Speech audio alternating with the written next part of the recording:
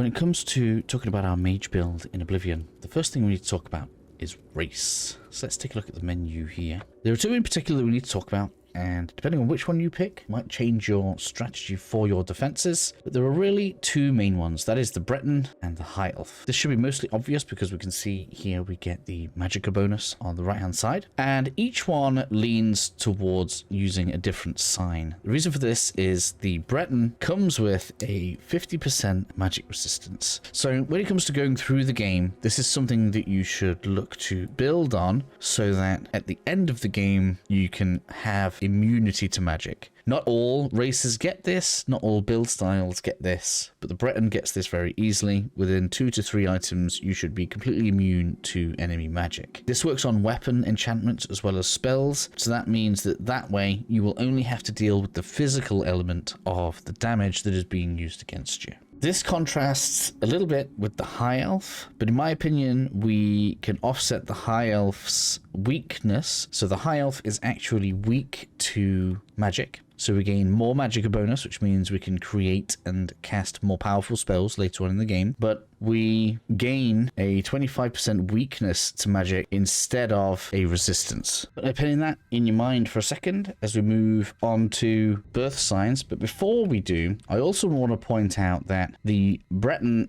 starts with higher willpower than the High Elf. This is going to lead to faster mana regen on the Breton in general, which again leans more into the way that I prefer to build my mage. When it comes to the origin at the bottom, I really don't mind. I tend to lean towards speed because I like to get around a little bit faster. We shouldn't really be in melee taking too much damage as a mage, so it's not really too crazy. And it's a similar case with the other two as well. I mean, maybe you take strength. I tend to go for speed over strength so that we can get around a little bit faster and avoid damage. When it comes to building out your starting class, all of the magic skills level very easily. As you'll see on my character's stats, by the time we start getting later into the game, most of the stats that I want to use or that I want to play with are level 100. Probably destruction is the hardest one to level because we need a target to cast it at, but as long as you're casting it often in combat, it shouldn't really be an issue. So I would actually switch, if I was going to switch something from the beginning of the walkthrough, I would probably switch to combat for one specific reason. Stealth is extremely easy to level, so I should have taken that out of my major skills. The main reason for going combat is because armorer is actually very important in this game. Just because luck is expensive to raise, I would probably start out with some luck as well and just boost the intelligence early on. Having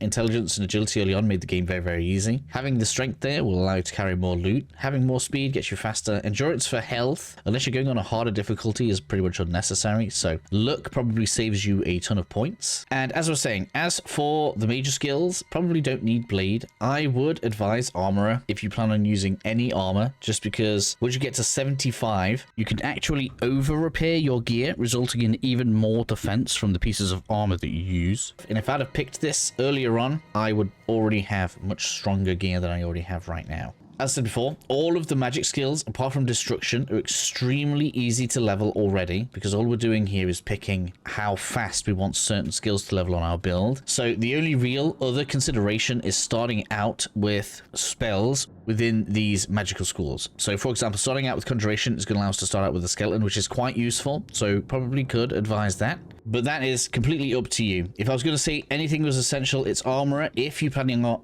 wearing any armor at all, and if like me, you think that the Daedric and the glass armor looks terrible, so you want to wear armor for fashion, being able to over repair is extremely useful. If you plan on doing any melee or any blocking, and we're going to go over some damage reduction stats later on, block on here would also be really good. So I would probably go for armor and block, and maybe your offensive stat if you plan to do some melee. Athletics could be good. Athletics is actually one of the longest stats to level in the game. So if you want to move around fast, athletics could also be really good. So I'm leaning a lot here on combat being the best one for us to have on, even if we want to be a mage, which I guess isn't very thematic, but it depends on how much you want to min-max your time in the game compared to playing as a mage. Additionally, if you do plan on wearing an armor class, you could also start out with having armor being one of the starters as well, which is going to improve your spell efficiency. In the stealth stealth class, basically we have sneak, which is useful if you plan on being a sneaky mage, which you can. Obviously you have illusion, which is going to give you chameleon. Stack that with sneak. Nothing's going to see you, even when you're casting spells, which is really cool. And then you can have some light armor on there, or marksman, whatever it is that you want to do.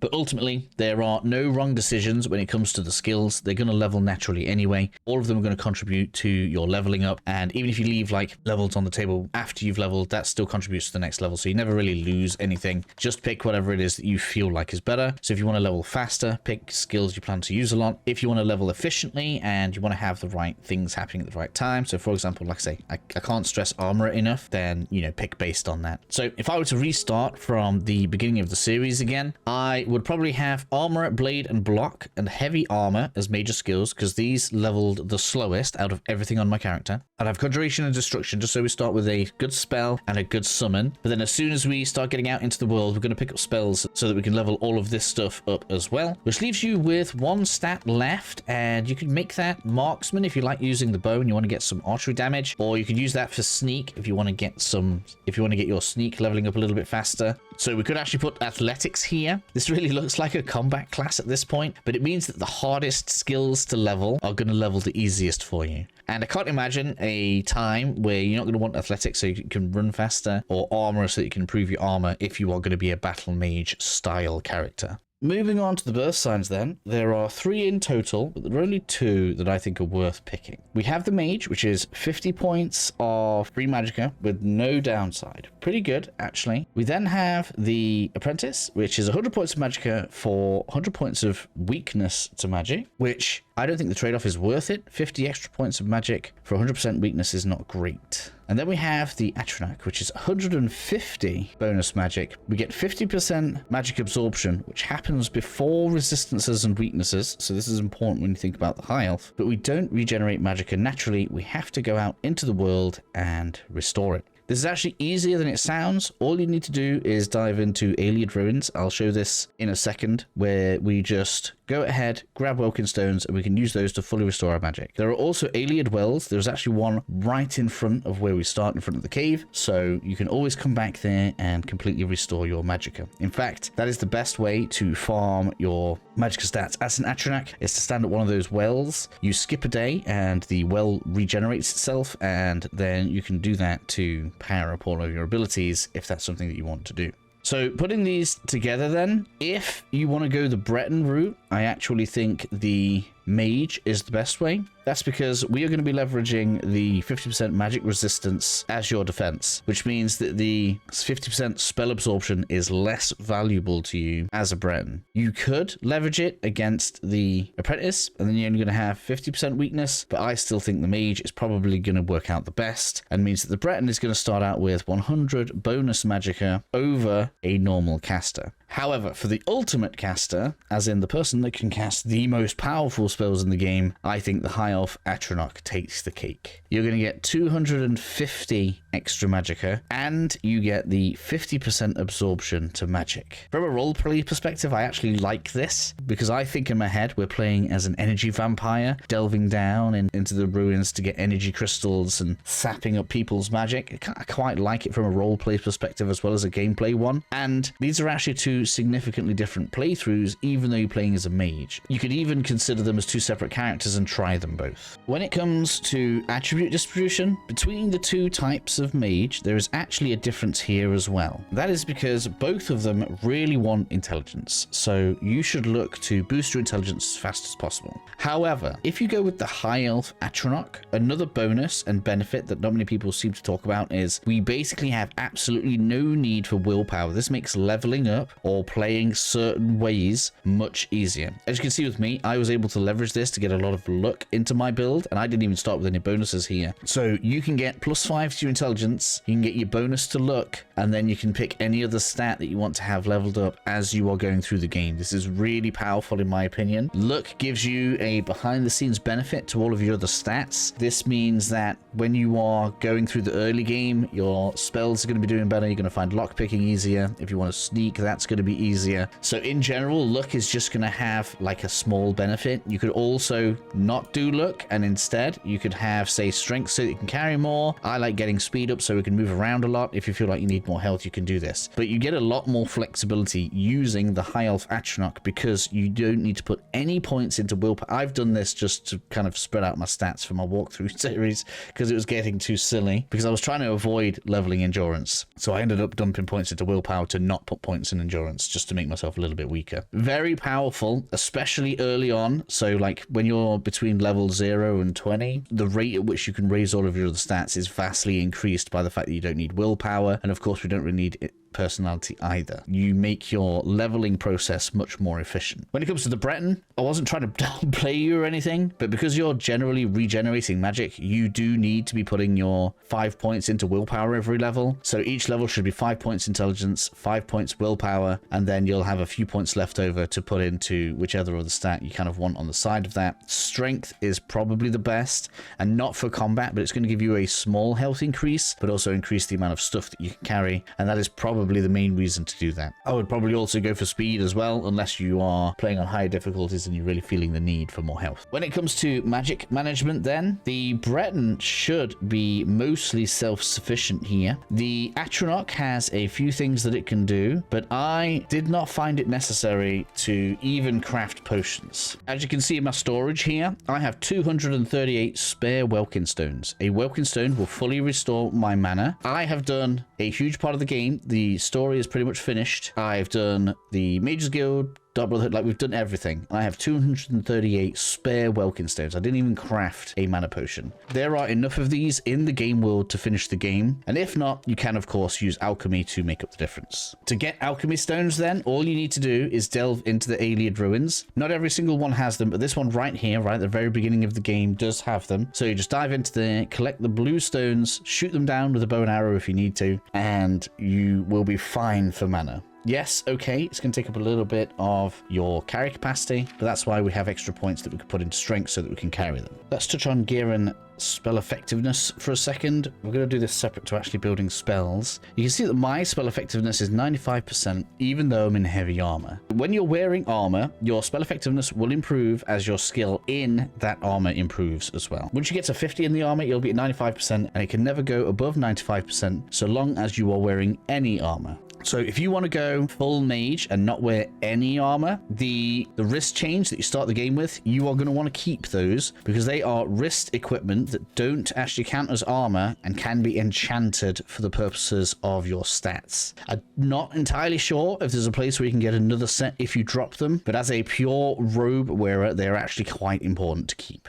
Moving on to the rest of the gear then, let's talk about a few different stats that we can use to leverage our defenses. First up, on your cloth gear, you can put shield on there. You'll need to have shield as a spell to enchant it yourself, and I'm not going to do like an enchanting guide right now, but if you get a shield spell, once you get further into the Mage's Guild or unlock certain buildings within the game, you can add shield to items. I'm going to be showing a few items that I think are best in slot. If you want to be able to build this character, you can see on screen. The series is up on the channel. You guys can go ahead and follow that. This hood that I'm wearing is a good example of something that actually reduces damage by a lot. We have 3 separate percentages here, and percentages are obviously added multiplicatively. What does that mean? That means that when we can see those 3 percentages there, those are percentages of percentages. So for example, if somebody hits me in close combat with a normal sword, 10% comes off because it's a normal sword. So if it was 100 damage, we're now down to 90, and then 10% is reflected on the person doing it. So we're now so that's going to take 9 off. So now we're down to 81, and then we get 12% off for the shield because the shield is last, because shield counts as armor. So if you see down in the bottom left corner, we have that shield icon. That 12% shield adds to my armor icon, and that's going to take off basically an extra 9 damage as well. Meaning that out of the 100 damage, this headpiece alone is going to take off almost a third of it. Is very powerful, as you can see. So we obviously spoke about armor. Let's talk about protection layers. So the way that it goes is reflection happens first. So if you have reflection items, now I also like to use the escutcheon of coral because I'm dirty, and there is a ring that can add an extra 30 to this as well. So we have 40 odd % here of reflection that goes first. Yes, After that are things like resistances. So as we said before, we have the resistance to all weapons. It's kind of minor on my build. I don't have loads of that, so I don't need to worry about it. And then we have blocking and armor. So if you block, you actually block a percentage equal to your block chance. If you do block a lot, I've been trying to get this up just for experience points. So if I block with my shield, I block an additional layer of 44%, and then it goes through to the armor, which in my case blocks an additional 64%. Now your armor defense can never actually go above 85%. However, other resistances can go all the way up to 100. So depending on how you build your character, like if you go in for full reflection, now reflect damage only works on melee, so you'd still be weak to archers. You can get 100% reflect damage, and nothing will ever touch your health through melee. Which means if you also then leverage the atronach's ability to absorb spell with something like the sorcerer's ring and the spell drinker, you can in fact get to 100% spell absorption and 100% damage reflection in melee, meaning that a sword can't hurt you. The only thing that can hurt you at that point is a bow. What I like to do is I like to get a really strong spell drinker. It's unfortunate, but it takes level 30 to get this in the perfect form. Sorcerer's Ring is actually available from level 20. I have a loot cave farm for that up on the channel. Numeria's Ring is very easy to come across, actually, and I feel like this was a good midway to use based on not necessarily going full craziness, reflect damage in melee. And then from there, like, you can do basically whatever you want. When it comes to armor, I recommend that we enchant with Magicka, because we want to have a big magic pool. We're going to talk about creating spells later on, but the bigger your magic pool is, the more powerful the spells you can create and cast and maintain. We are adding Magicka to our armor through the sigil stones. So if you don't know what that is, as you progress the game, Oblivion gates are going to open, and at the end of the Oblivion gate, you can get yourself a sigil stone. Now the cool thing is you can actually re-roll these. All you need to do is save in front of the sigil stone at the end of the Oblivion gate, take the sigil stone, check what it is. If it isn't what you want, reload, and you can keep on doing that until you get the right one. Once you have a sigil stone, they're extremely easy to use. We simply select it in the menu here. I'm going to do my boots for the video. So these are going to be my ebony boots of Magicka, and equip those on.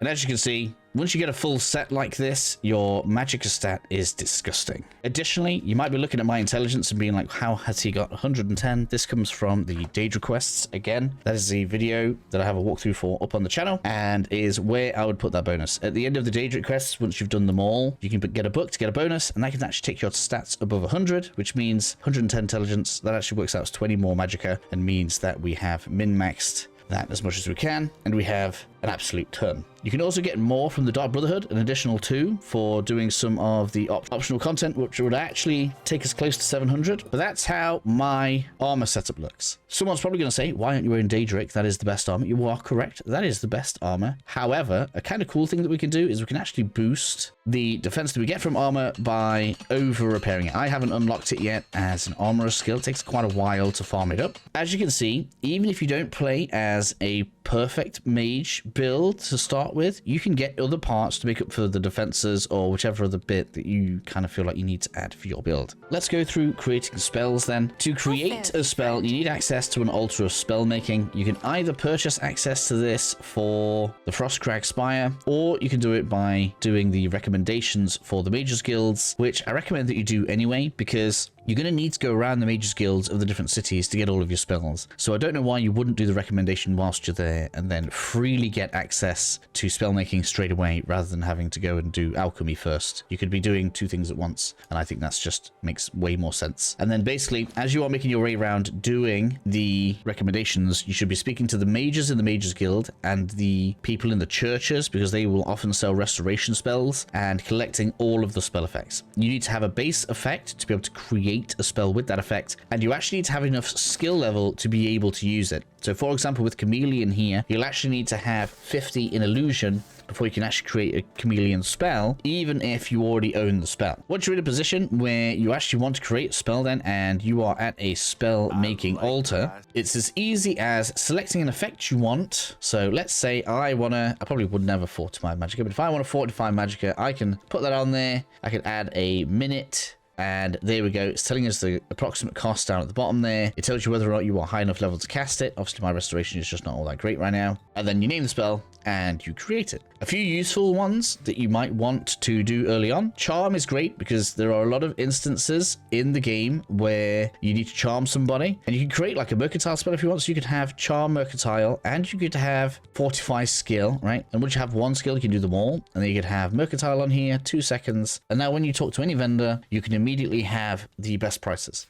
I really like having a chameleon spell. Being able to sneak is great, and if you have chameleon on, it doesn't come off after you have attacked. If you've got maximum sneak and about 40 to 50% chameleon, the enemy can basically never find you, which is rather great. A sprint spell is quite nice, so you can get 45 attributes, so you can have yourself maximum speed for 10 seconds, get yourself away from danger if you feel like you need to. And of course, you should 100% whenever you see it, pick up the weakness to the various magical elements. This is going to make your spells exceptionally strong. This is because we can do something that's called effect stacking. So you can make the same spell twice. So for example, we'll do a mono element spell first, so just a single element. I like to use shock because there are generally less enemies that are resistant to shock, but you will need alternatives because there are some things that absorb it. So we put the shock on there, and we max that out. You can see it doesn't even cost very much, and we only need like 3 seconds of it. Okay, because the idea is we're going to put it on and then we're going to attack straight away again afterwards. Of course, you want this to be on target so you can attack something. So we're going to have weakness to shock. We're going to have weakness to magicka. Same again, 3 seconds. And then we put shock damage on there. And the idea is you make 2 spells identical. Right? So you do shock 1, shock 2. And then basically if you alternate between the 2 spells because they're different named spells and so consider different effects by the game, this multiplies. So the first one, we hit for 100 shock damage plus 100% plus 100%. The next one, we're going to double it all for this, so that's going to be times 2, and then double it again, so times 4 shock damage, and then we hit again with the alternate, and that's doubled again, so times 8 to times 16 damage. Like, the damage gets obnoxious very, very quickly. The other way you can do it if you want like a kill all spell is you could take off the shock damage and maybe you could add fire and do it this way, and then you can alternate between what we would call this firestorm, right? We call this firestorm 1, firestorm 2, and you can alternate between 2 firestorm spells. The cost is a little bit more, but that's still going to be 200 damage, and then double the next time around for 400 damage, double the next time for 800. Like, the damage is incredible. For the atronachs out there is actually something even more broken, and I would say this wasn't intentional if it wasn't still in the game, because they did in fact fix one of atronach's biggest problems. That is, in the last game, if you used to have 100% spell absorption, if you cast a buff on yourself, you wouldn't get the buff, you'd just absorb it. They fixed that, but they didn't fix telekinesis. So I can make a telekinesis spell, and I'm actually going to take the mana back into my mana as I cast the spell. Now, take a look at the breakdown of this spell before we go into creating this. That is a spell that does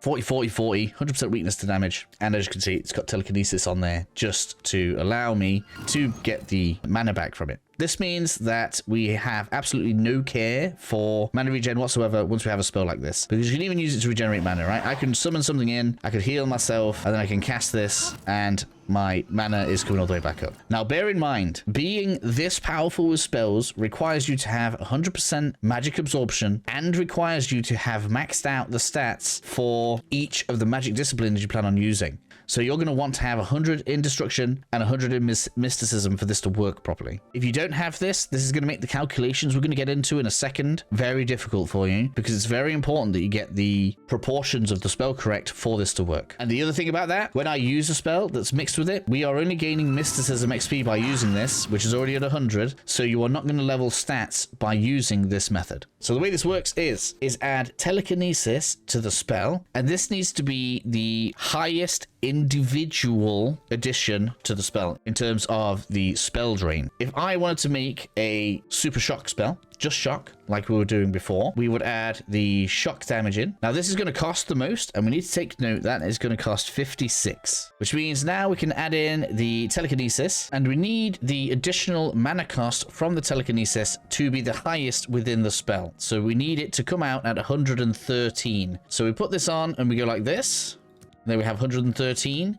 So now we know that when we cast this, we're actually going to regenerate the mana. And even on top of this, we can then go ahead and we can add in something like our weakness to magic and weakness to shock. Name this something suitable. So I could call this something like shock charge.